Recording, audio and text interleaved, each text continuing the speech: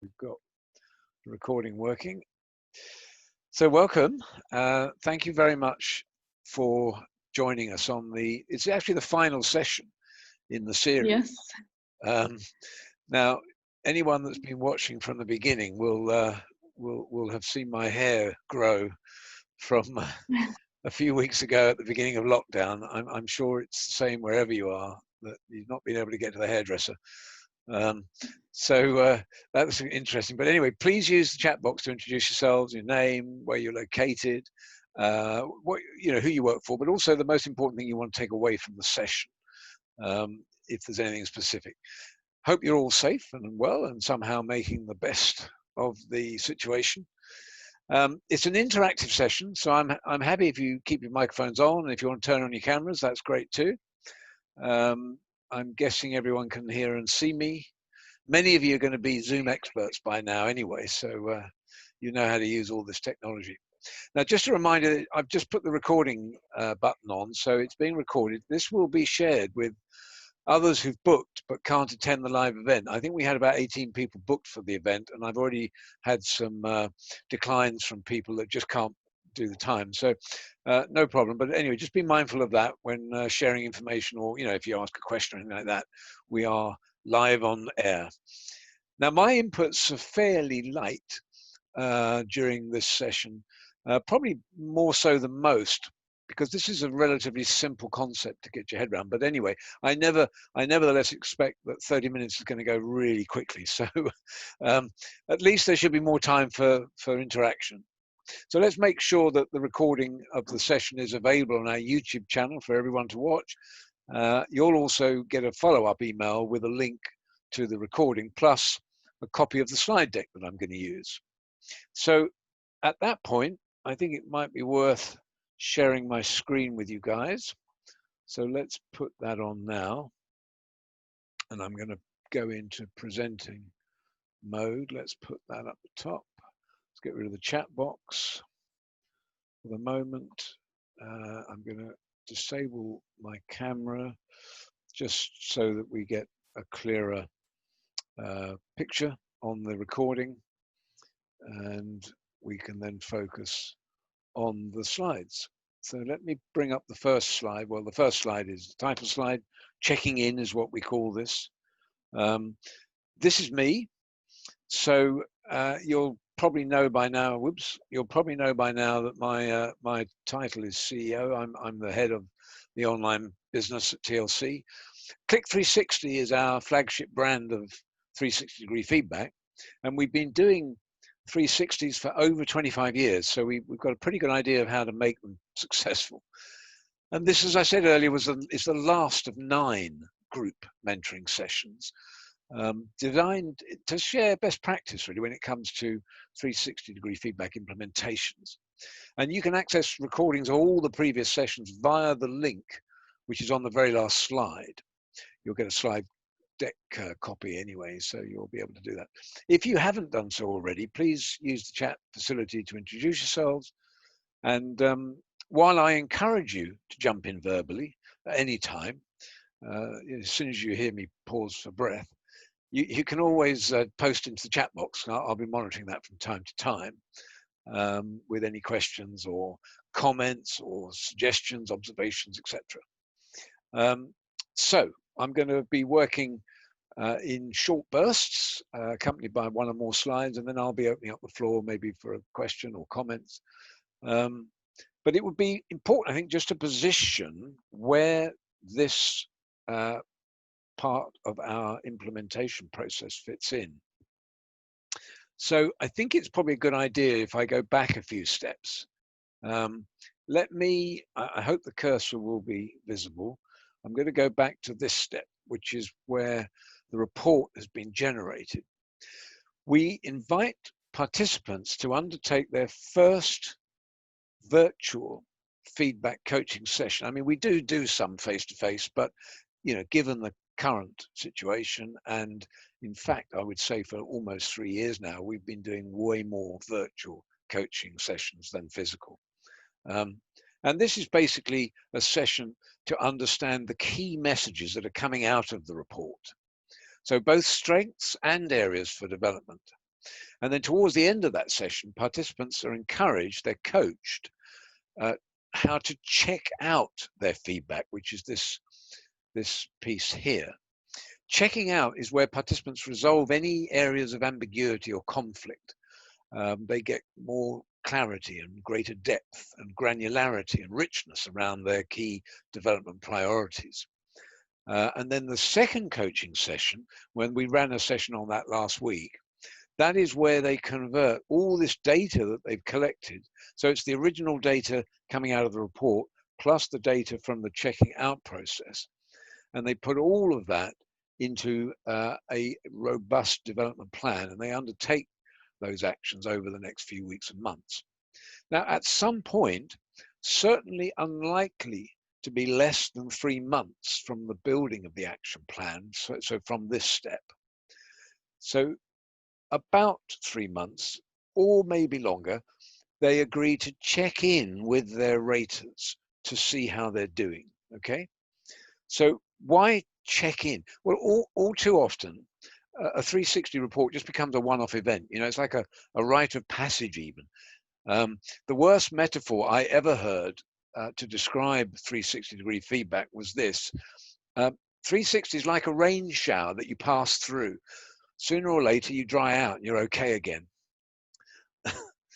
I do remember we had a television series here in the UK, and it was actually a drama featuring a law firm, and the law firm had decided to invest in a 360 process for all the senior partners. And it was the guy that led the firm, his name was Alexander. He said to them, so this is going to be a really exciting venture for everybody to get into. It's called 360-degree feedback. Trust me, there'll be nowhere to hide. And you know, it's those kinds of comments which have really done a lot of harm to the whole 360 process, because if it's done properly, it's a fantastic experience for people that are definitely set upon, you know, building their careers, developing their skills. If you want to keep the process alive and dynamic, and you want to maximize the opportunities for return on investment, and I mean that from a cultural perspective as well as a commercial perspective, well, then some years ago, we pioneered and later perfected a valuable process that we nicknamed checking in. And that's what we're going to do today. So we encouraged participants to do this in the physical sense through verbal conversations. What's more, an automated version of this process is now enabled virtually, electronically, through some of our Click 360 applications. I know that we've got at least one customer here that's on the self-drive tool, and we are still in beta testing on that tool. It's not yet available, but it's certainly available on many of the other sort of enterprise applications. Anyway, I'll say more about that towards the end. But to get a sense of the methodology, the sort of system or the process behind checking in, let's just focus on the physical version. So what are we actually going to talk about? Let's go to the next slide. This is what we're going to focus on today. Remember, you're the coach, okay, and you're coaching the participant about the role they need to play if they want the checking in process to be comfortable for both them and their raters, and if it's to be successful in gaining further feedback. This is all part of the sort of any kind of relationship building plan as well, because this is going to bring you nearer to those raters. So we'll take a look at the participant role. That's the first step.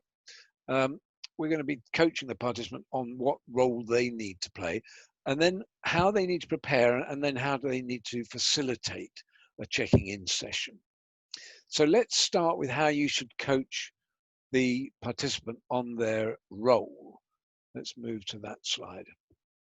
Now, the reason for nothing being on the slide is because this is a prompt to ask a question of the audience. And the question really is, given that this is a checking in process, this is part of a bigger process, but it's called checking in, what do you think is important for the participant to focus on? Can I ask you, Alia, to comment on how would you see the participant role here? I think they should be doing most of the talking and like providing updates on their progress, or how are they progressing towards their action plan, their development goals? Yeah. So their role is to ask questions, I guess. Um, No, to just do the speaking. As a coach, I need to do some questioning, like what have you done, or how yes, are you getting there? Yeah. this question is more about what does the participant need to do. So you might ask the participant, Mm. what do they need to do in this process? Mm. Let me show you what we've come up with. Yeah. This is my role as participant, remember? So by all means, if you put this into a position where you're the coach and you are Mm. asking the participant to prepare for checking in, you need to get them to remind each rater of Mm. their key development priorities. So whatever it was that came out of the action plan, and remember the participant is the person at the center of the 360, yeah, the one getting the report at the end.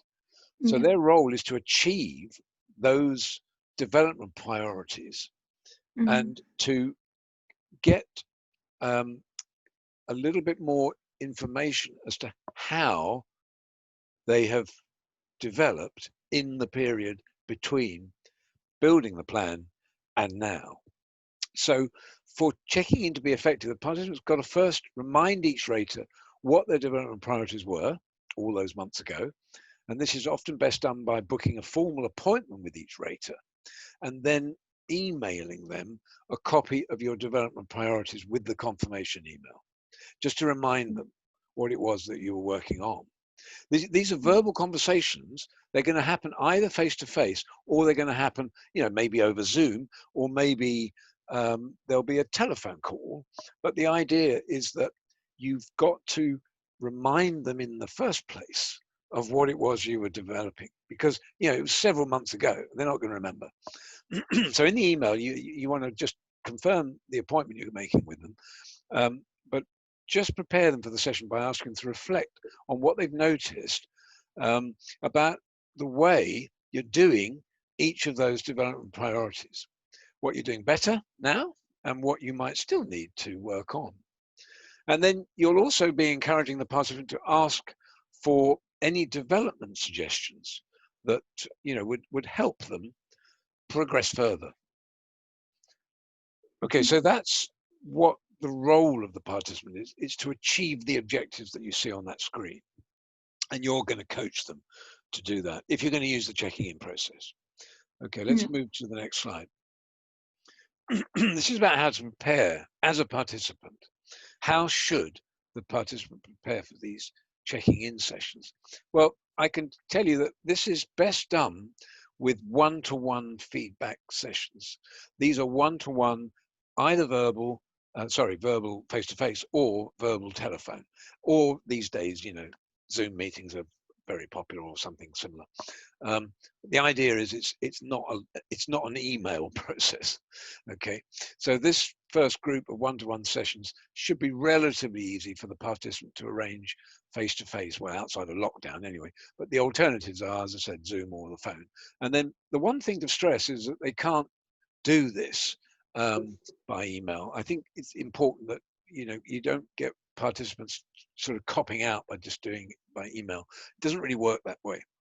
We recommend making this a standalone appointment, so the participant actually asks for a slot in their diary where checking in is the only item on the agenda. They shouldn't need to gain permission to see the line manager, because it's pretty much the part of the line manager's responsibility to the direct report, and that should be expected. But an invitation should be extended to any of the other raters, because you've almost got to ask their permission really and get agreement for one of these conversations to take place. So it is a conversation. Remember, if they did the rater invitation conversation right, way back in time when they were doing, as a result of the awareness briefing, they had a conversation with each of their raters, asking their agreement, then, and when they were setting up the 360, those checking in invitations will have been expected and welcomed.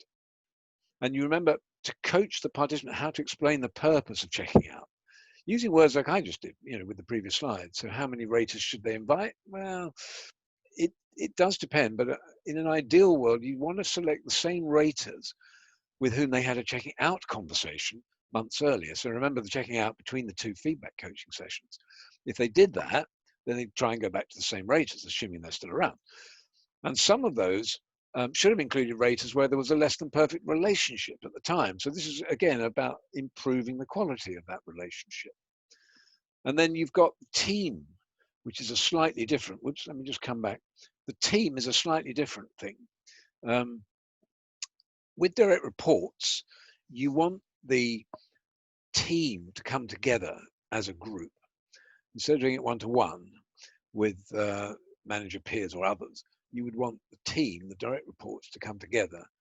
And this time, the participants should be doing checking in as a team meeting, if you like. They should allow appropriate time for the session and diarize it in advance. So they're inviting them to a team meeting just for this purpose. Now, I'm not putting the slide timings on the screen, but I am going to just talk them through. They would need to introduce the session. When the session happens, they need to introduce it, I would say 10 minutes for that, explaining what the purpose of the checking in and what they're going to do and how it's going to work. Then they're going to give each of the development priorities 15 to I would say 15 minutes each.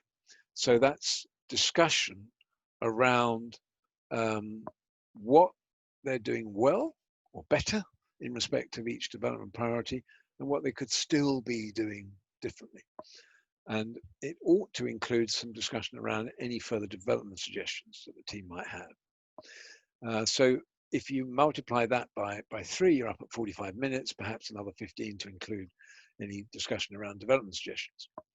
And then, as we said before, when covering the checking out process with direct reports, this session will dramatically improve or build on relationships, depending on where they were before, but with the team. So this is a significant trust building exercise when it's conducted with complete authenticity. Just to go back over timings, it might be difficult to predict the length of time they're going to need for each of the conversations. And I'm thinking about the one-to-ones more than the team meeting.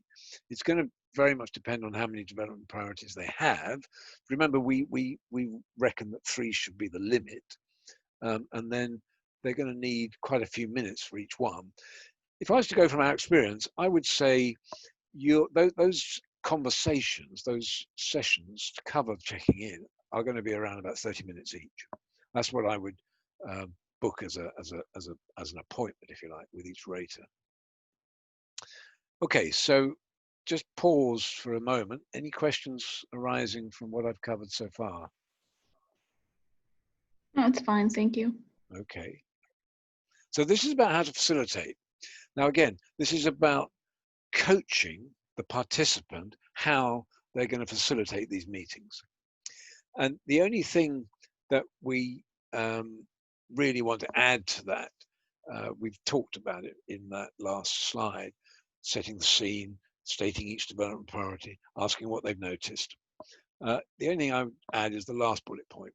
It's pretty important to sincerely thank each and every contributor in the checking in process. Oh, and one other thing, if you've got the time and the opportunity, you should try coaching the participant, this is to you as a coach, coach the participant to practice modeling any of the development priorities during their session. Now, what do I mean by that? Let's suppose that one of the development priorities for an individual, for a participant, was around listening better. Yeah, just as an example. Well, the way that they conduct these checking in conversations should embody what they've learned about listening better. It's an opportunity for the participant to practice that. So I use that as an example, but if there are any development priorities that could be modeled in that checking in process, in that checking in conversation, this is a great opportunity for them. Now, as a coach, you should also remind participants once more of, we did this in the checking out, so I'm going to use the same slide, but it's the rules they need to adopt under the heading of what we call managing reactions. Just take a look at that for a second.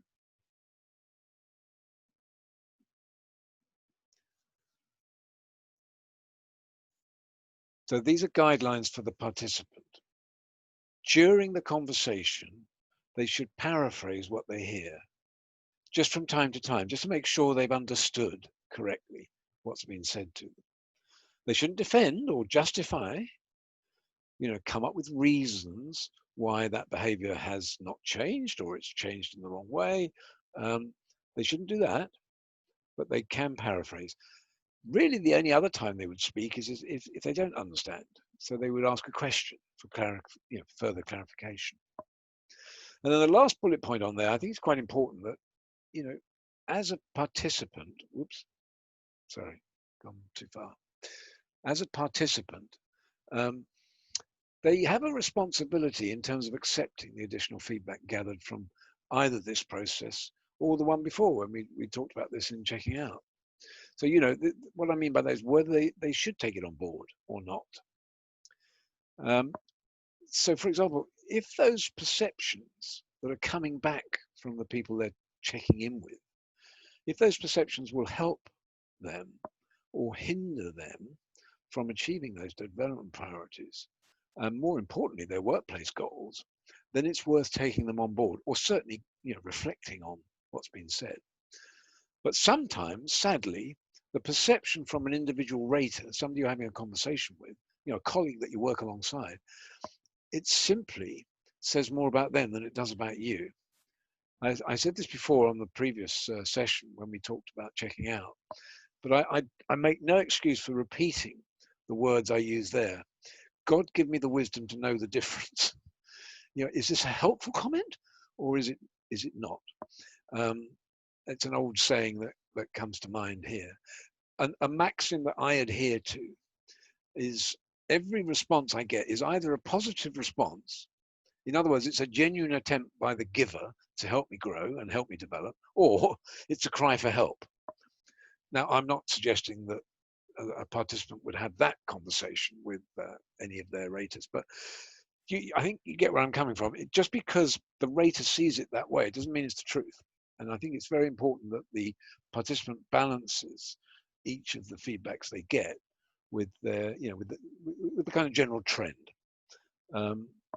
So that would be an important step for the participant to just remember as they're having these conversations. Now we're going to move to the next slide, which is all about next steps. So really, it's a reflection.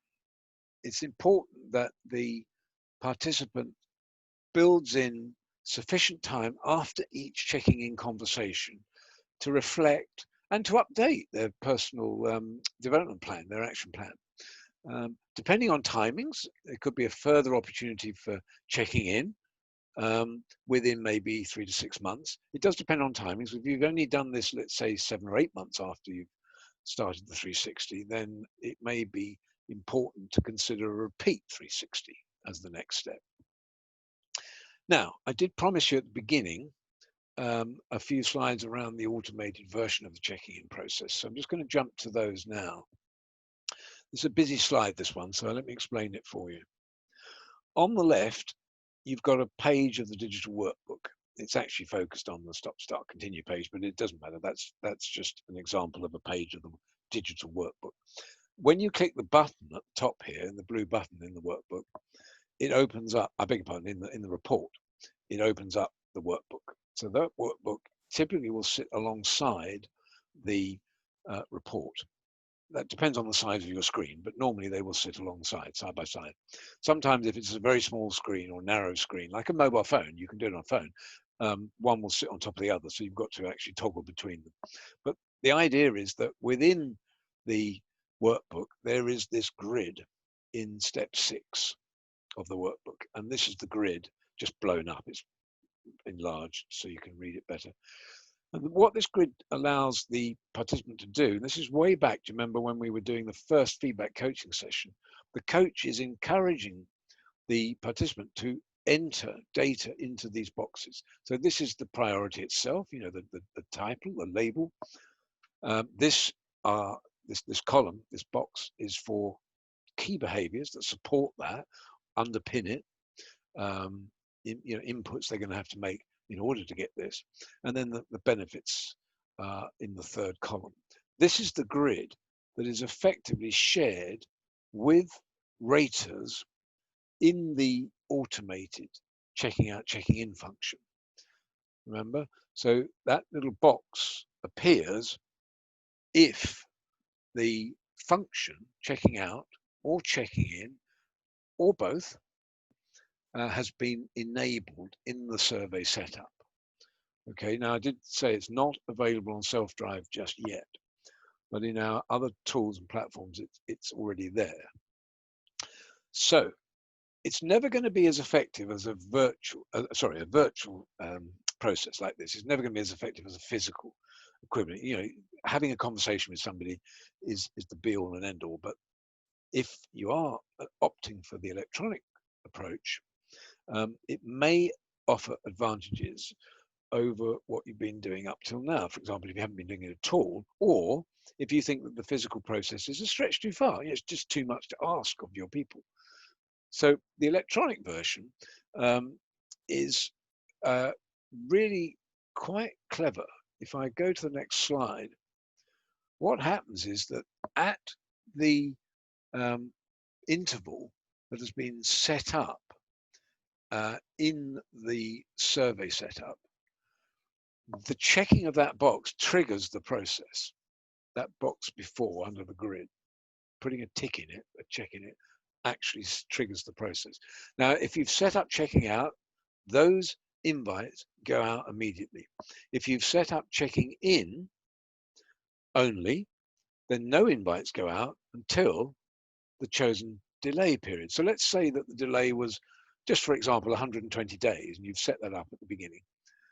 Then what happens next? Well, on that 120th day, automatically an email goes out to each rater.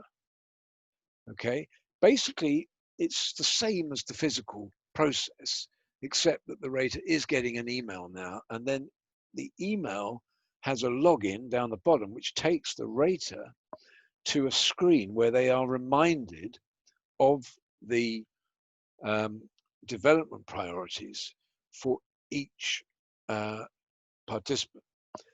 This is what the participant agreed to work on 120 days before. Okay, and there's also a box for development suggestions as well. But what happens at the underneath this, they click on this link here.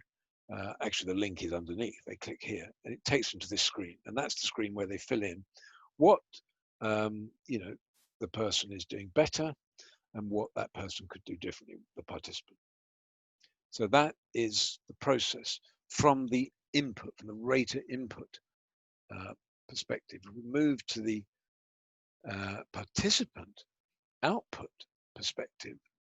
Okay, the participant gets an email when somebody's filled in that data, and that email basically alerts them to the fact they've got an email.